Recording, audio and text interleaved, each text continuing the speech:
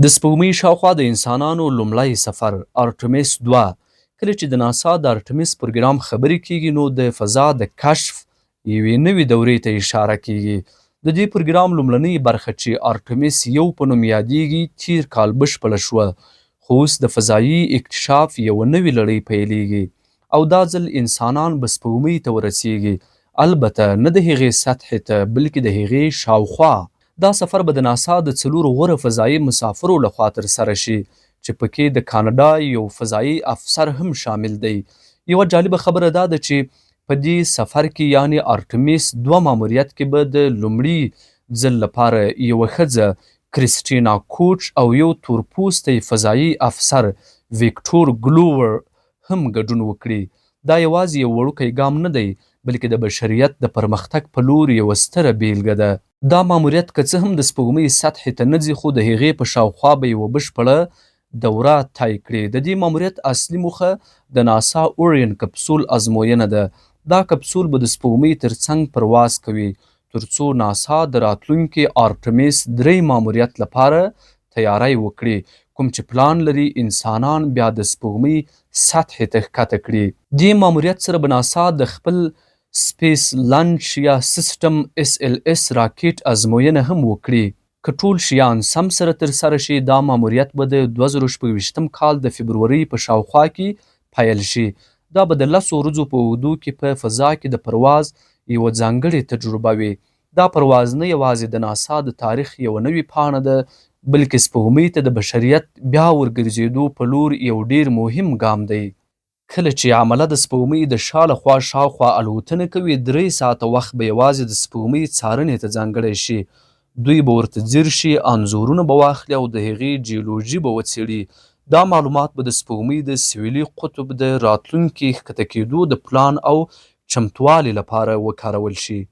د ایربس د فضایي بیړیو انجینر سیان کلور وایي همداراز موږ دا لوی ټانکونه لرو چې له اکسیجن او نایتروجنه ډک دي، دا سره ګډیږي او هوا ترې جوړیږي او همدارنګه اوبه هم لرو څو د عملي په ماډیول کې ستورمزلو ته د ژوندي پاتې کیدو ټولې اړینې اړتیاوې برابرې کړي.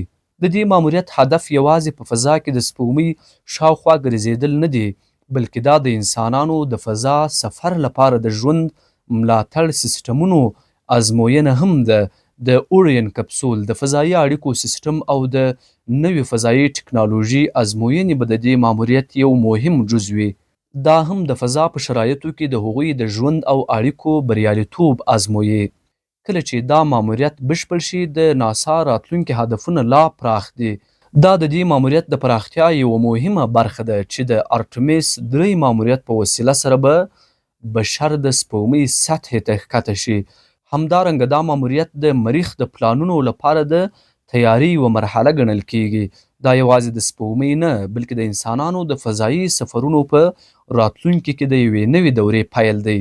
د دې ماموریت په پای کې ناسا نه یوازې د سپوږمۍ شاوخوا یوه نوې ټکنالوژي رامنځته کوي بلکې د فضایي موندنو په لاره کې یو نوی ګام هم دی.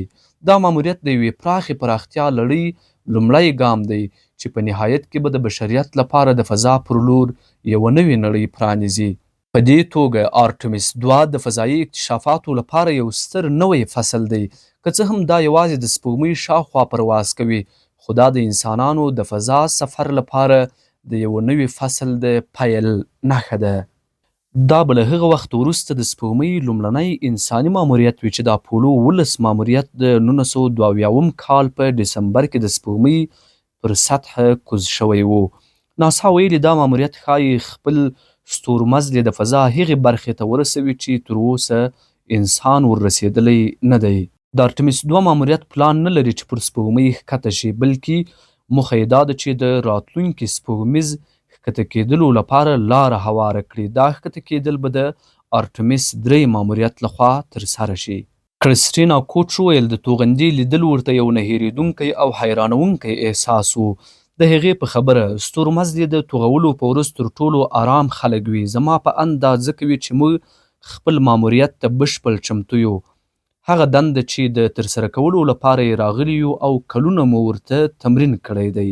تر دې مخکې چې ارټمیس 2 د سپوږمۍ پر لور وخوځېږي د ماموریت لومړۍ 2 ورځې به ستورمزلې د ځمکې شاوخوا مدار کې تیروي. اوس چې توغندی د توغولو پر 29 سټیج ولاړ دی، د ارټمیس ډله شپه او ورځ کار کوي څو دا د الوتنې لپاره بشپړ چمتو کړي. دا ماموریت کلونه ځنډېدلی و او ناسا تر فشار لاندې ده چې ستورمزلي ژر تر ژره ولیږي، خو د امریکا فضایي ادارې ټینګار کړی چې د خوندیتوب په برخه کې به هیڅ ډول جوړجاړی ونه کړي. د ناسا لوی توغندی د توغولو ځای ته وړل شوی دی. دا له 500 کلونو راپدېخوا وروستی تیاری دی چې سپوږمۍ ته انسان ولېږدوي. دغه توغندی 98 متره لوړوالی لري، د توغولو ځای ترې 6.5 کیلومتره لرې و او په 1200 ساعتونو کې وروړل شوی دی. اوس چې توغندی خپل ځای ته رسېدلی دی، وروستي ازموینې، تخنیکي پلټنې او یوه عمومي تمریني ازموینه به ترسره شي. نو بیا به د 10 ورځني ارټمیس 2 ماموریت ته اجازه ورکړل شي. په دې ماموریت کې به 4 ستورمزلې د سپوږمۍ پر شاوخوا سفر وکړي.